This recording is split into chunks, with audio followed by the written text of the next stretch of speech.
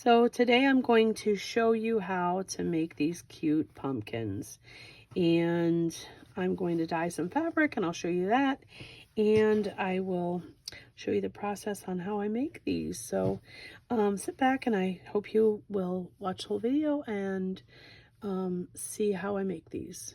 So here I am in my backyard. The reason I'm going to do this in the backyard is because I have granite countertops, and if I get one of these colors on the granite, it is going to be a problem that I will have a struggle getting out. So here I am. I've got a tub of water, and this is warm water, not hot water. I just took it out of the tap. And then I have two colors. I was not able to get an orange, so red and yellow is going to make my color that I like. I have a spoon to stir it with, and then I have a bunch of different fabrics. I'll show you them as I'm putting it in, but first I'm going to start with the colors. So I'm going to take my red and I'm going to stick some in there, and I am not being careful. I'm starting with the red because the red is going to be the biggest color, and hopefully get a little bit more yellow. I want kind of a pumpkin color, and so I'm just gonna stir this up just like so, and going to test it. Now this is just a piece of flannel that I have ripped off of the back of a quilt. Still a little red, so I'm going to add more of that yellow. I've got a whole container of yellow, so if I need to, I can put the whole container of yellow in. Stir that up. And what I want is a color that's going to make me happy as far as orange. I want a decent orange. I don't want it too thin of an orange. You can already tell that color is already a better orange, and I think I like that. I don't mind it bright. If I need to, I can always tea dye it later, but I think that's going to work for me. So now I'm going to start, and like I said, this is a piece of flannel that I've taken off the back of a quilt. When I have to deconstruct them, I save the backs as well, and it's got a little stripe in it, so I think that's going to work good. Now here is a piece of quilt. It's got all kinds of colors, but a lot of light ones, so I figured a lot of these light ones are going to turn orange. The red, the flowers are going to turn orange, and I think that this is really going to work. There are a couple of dark ones, but not a ton of them, but I don't even mind the dark. But anyway, there, that's going to go in. Okay, now I have one of those bumpy bedspreads, and I find these at yard sales all the time, and I think that's going to give it some good texture. Throw that in. Now this one is going to be interesting because this has a lot of light colors, but it has a lot of dark colors as well.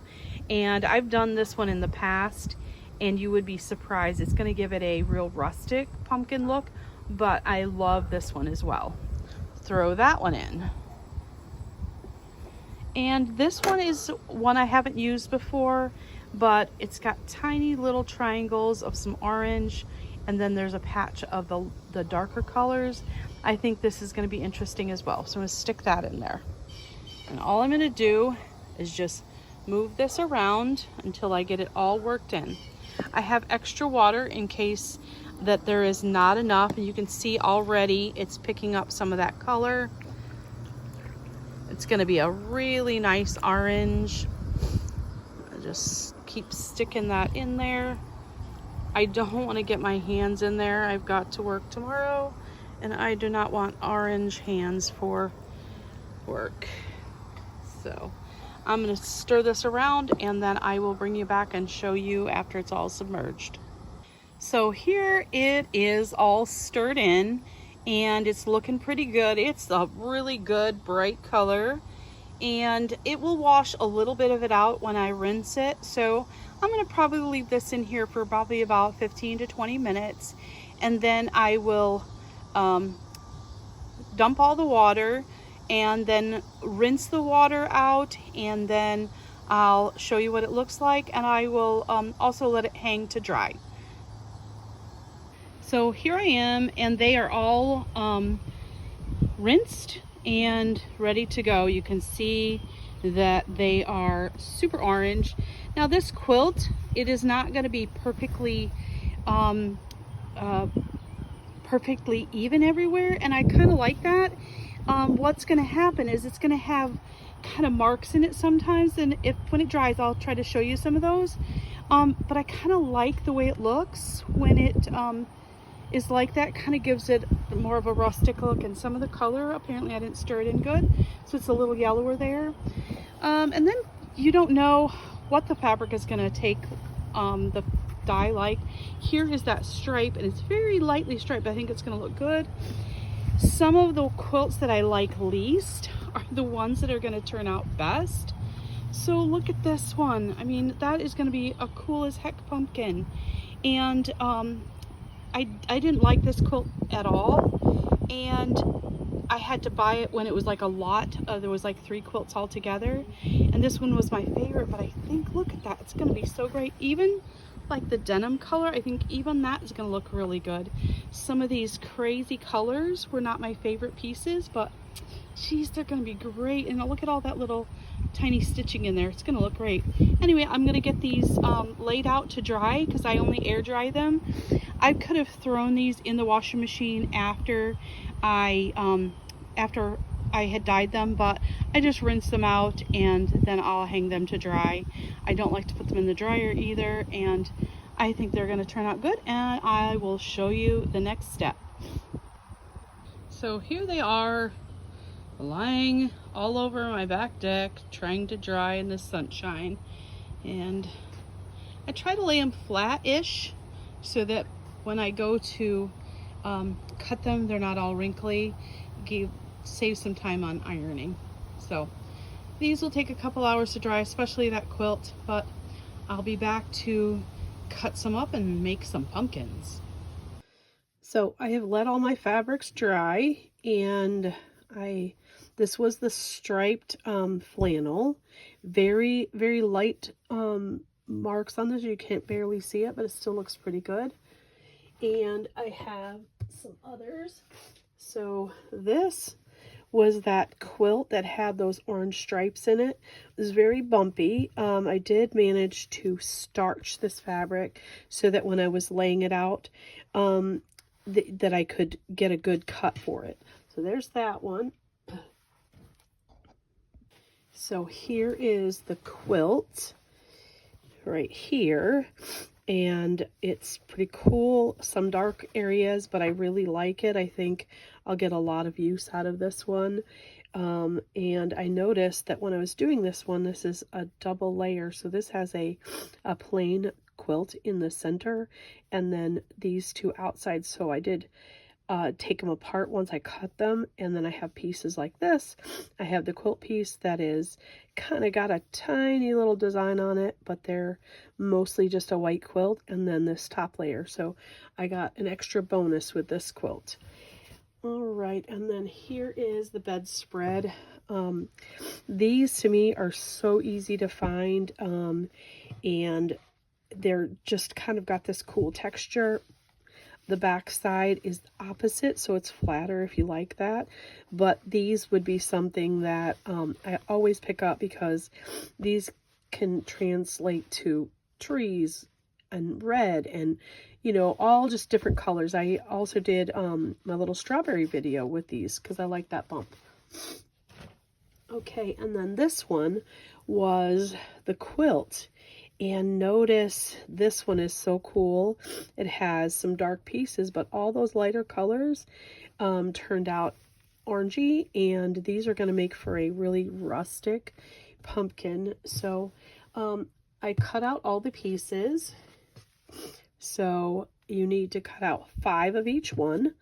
So they're all just going to be random. This is going to be the bedspread. This one, I did have to starch these. So see how they're nice and flat? This quilt was just so interesting to me because of it was all hand stitched, and all these little bits and bumps I think make it really cool. And then this was the quilt that I had the top layer, and so there are the pieces for that. And then that is going to be the striped flannel. So I'm going to go ahead and get all these sewn, and I'm going to show you how to sew one of them, but I'm going to show you all of them once they're finished and made. But I'm probably going to use this one to show you how I sew this. So I'm taking 2 pieces. Get my chair scooted up here, and notice there's a point here, and then there's the flat end. The flat end is where it's going to poke down, and it's going to have the stem in it. So when I start, I'm going to start here. I'm going to give it a little space here, and the reason is I want these to open up at the end and mix into the others. So I start here, sew all the way up to here, and give it a little space as well. I'm going to do that with all of the pieces. So I'm going to sew one, and then I'm going to do the rest, and I'll show you how I finish it up. I do make sure I back stitch.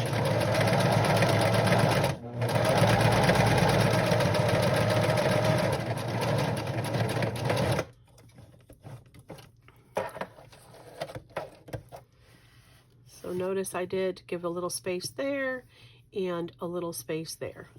So I'm going to sew the other 3 pieces together. So this one gets put together like this, and then these get hooked together, and when I'm finished with these, I will show you how I put it together.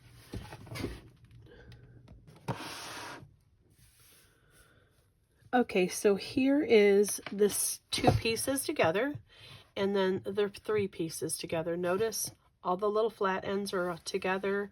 That's the little flat end here. So what I'm going to do is take this and lay it here. And the reason I did that gap is so when I sew across them, I'm sewing across all of that. And it does not matter if this gathers a little bit together, because it's the bottom, and you know, the little gather there with that whole seam is not going to matter. And then I'm going to make sure that this part is together here. And the only thing that I will say that I'm going to do here that's different, instead of just sewing it all around, I need a spot to open open on the side. So what I'm going to do is I'm going to start here, go all the way around, and I'm going to stop right about here. And then I am not going to take this out of the machine. I'm just going to pull, and then I'll have a thread here, and I'll start here and go back up, and I will show you that as well. So here's what I mean with that. Right here, you see I back stitched, I pulled the needle out of the machine and just pulled this through and then started again. So come down here, back stitch, just lifted the needle out, and so I'm not taking it out, cutting, I've just pulled it through and started again. And I know that a lot of quilters sometimes do that, so this is already done. And then this is the hole where I will turn it right side out. Okay.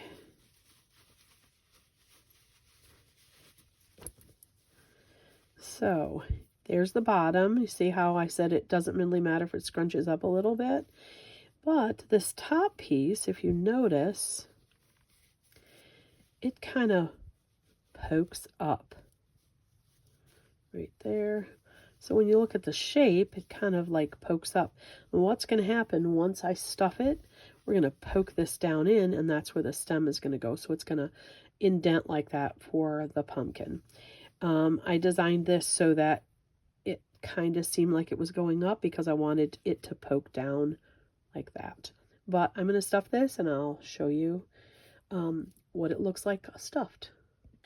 So now that this is already stuffed, you can see that once we close this up, now I usually just whip stitch this close, but you know, while I'm sitting outside watching the grandchildren play, I stitch a lot of these up, and then I will put a twisted piece of felt in here to make the stem. And then it's got a nice little feel to it. It's not a tall pumpkin, it's kind of a round pumpkin, and I like that.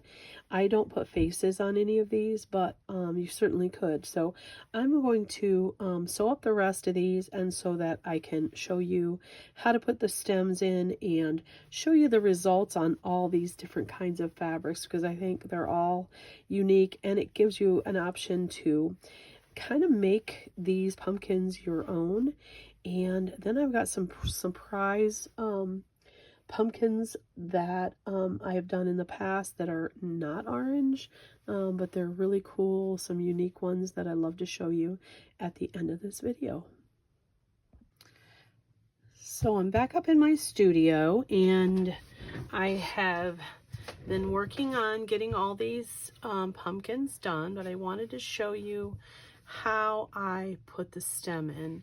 And I cut these random squares. They're not specific. Some of them are smaller, and I love wool felt. You can use regular felt if you want. You could use a thick fabric. You can use a piece of quilt. You could even use a stick, which I have done in the past. But for this video, I'm going to use just a square piece of felt, and it's not even perfectly square. But what I'm going to do is take this and I'm going to roll it, and I'm not going to roll it too tight or too loose. I'm just going to roll it. And then this part of the pumpkin here is got the hole where it's going to be poking down. And all I'm going to do is take some glue, and I'm going to stick it right there. And then I'm going to take this, and I'm just going to kind of shove it in there, and I'm going to twist it as I go. And see? And that's it. I'm not going to go crazy. I don't care that it's, you know, twisted out a little bit like that. It doesn't really matter to me. And then if there's any residual glue, I don't mind that either, because I'm going to do something else with that. So I've got this one that I've got to put a stem in, and then this one that I've got to put a stem in. But I wanted to show you the bottom here. Notice there's this line where there's these two that go together and the three that go together. It just seems like there's a nice little seam there. And if it gathered a little bit, it wouldn't bother me at all. So just goes together like that. And then this is where I have hand stitched these all closed. And then of course that top is open. So just gonna take one of these and roll it up like this again. I'm going to glue the hole just a little bit. And what I do when I twist it, I want to twist it so that it's going opposite of the roll, because if I twisted it that way, that roll would open. So just going to kind of twist it in there as I'm kind of pushing it down in. Okay, so there is that. Simple. Like I said, if there's any residual glue, because that does happen, and the amount of times I've actually burnt my fingers. Yeah. So then I like to have something on this. This is just a piece of lace that literally I dyed it, and then I could tie this on here, and that would be super cute. I think that's the one I'm going to use for this one. And it just gives it a little something. And tie that. And it's rustic and cool, but I mean, it gives it a little something. Isn't that cute? And then this one, I think, because this one is so rustic, I think a piece of lace on this one might work. I do like to mix rustic and lace. I knew this girl in Carolinas when I lived there, and she would mix chippy kind of crazy stuff with beautiful lace, and I'm like, all she does is just stick it together, and it really worked. And look, it still looks great. It's rustic with a piece of lace, and it's cut on the edge, and I think it really works. So then the only other thing that I did, I wanted to make some leaves, and pumpkin leaves to me are the closest thing to a heart. So I just folded some of these squares and I just made a heart. And it's there's, you know, most every one of us have learned how to make a heart at some point. And then because pumpkin leaves have a little squiggly, I just kind of went in and kind of rounded the edge of this heart. Just kind of went in and out, and I didn't make points, and I didn't, you know, I didn't measure or count. I just kind of squiggled the edge, and it worked for me. Then I had a piece of just a thin little piece of this, and looks like I better get some more glue for my glue stick. All right, so I got more glue for my glue stick, and all I'm going to do is just take a thin line of glue, and I'm going to just take this just for the fun of it. You don't have to do this. I just felt like, ow, ow, ow, ow, ow. Jeez, oh Pete, Karen, don't burn your fingers. Anyway, there is the leaf, and I like this one. I could stick a leaf on there. I think that's where that one's gonna go, and I'm just gonna kind of go in here and stick a little bit of something and stick that leaf under there and call it good. So then I want to show you some of the other ones that I have done out of all the other fabrics. So this is that striped flannel, and it's just very lightly striped, and I chose to cut it and make the stripes go up, but I could have done both ways. I think it would have given it a lot. And look how nice and fat and plump they are. So cute. And then of course this one is that really rustic quilt, and yeah, some of these orange, but look at that green. I really kind of like this one. Just kind of real rustic. And whatever your style is, you can kind of make it your own. Now this is, first of all, this is a piece of quilt. And like I said, you can use the stems for anything. I just rolled up a piece of quilt and glued it together and stuck it down there. And then this is, I just dyed different pieces of lace, which you could totally do, and then it's got a orange underneath, which is still really cute. And then I just tied it with, it's just a scrap of green. I could have tied it with a scrap of orange, and then whatever I like. And then here is the bumpy one, and tied with that piece of lace. And then I made a leaf, and I just kind of bent that one over just for fun of it. Really like these. This is, if you ever find one of these bedspreads that it's damaged or you're not going to use, these are so great for everything. And if you watch my videos again, you'll see me make these. I make stockings out of these, and bunnies, and all kinds of crazy stuff. So I love to pick up these. And then here is that the quilt that was not one of my favorite, then it turned out to be one of my favorite. I mean, look at it, it's just wonderful. And another leaf, and then this one I kind of folded in the middle.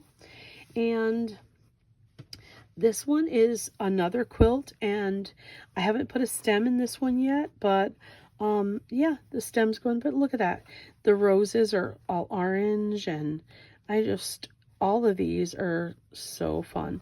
So I'll eventually finish this one, and I just think these are really great for the fall. So I'm going to finish up all these and put the stem in this one, and then I will show you the last few that are not orange. So wanted to show you this one. This one is a just cream colored wool. One of the other things that I love to pick up is wool blankets or partially wool blankets. They dye really well and they work really good. So again, a creamy colored pumpkin. This one I just tied with another piece of just lace and cut it bluntly. The leaves on this ones are a little different. So I want to show you the fabric here. This was a doily, and someone had made all these little points on it, and I just kind of cut it along here, gathered it up, and made a little leaf out of it, which you can make leaves out of anything. So there's that one. This one is just one of those Quaker lace tablecloths, and I think this is going to be cute. I might add a little something else to this one just because I don't feel like it's not quite enough. Maybe one of these leaves. This is a quilt pumpkin. Just wrapped a quilt up as the stem and made the same leaf as I had done this one. It's just a quilt pumpkin. Super cute. This one is out of a wool jacket, and it's just really cool because it's such a dark brown color, but it really is going to look good with all those orange ones. This one is so cute. Look at this one. And this was just a doily, and it had this stitching on it and all this beautiful hand stitching. And you know how I don't love it when these go to waste. I mean, look at that one down there and all this stitching. And then this was the trim on this whole piece of doily, and it turned out so cute. And then I did the white wool in here, and again, one of those leaves is just the little scrunched up thing. So look, I just think that one's so cute.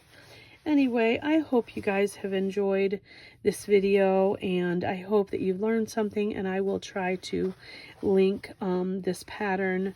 I'm still, you know, working on learning as I go, and I just appreciate everyone who does watch my videos, and it's just coming from my heart. I love to make this stuff, and I'm just happy when people like to watch it also. So anyway, thank you very much, and I hope you enjoyed it, and get the link for the pattern down below, and just make yourself some out of all kinds of cool fun stuff.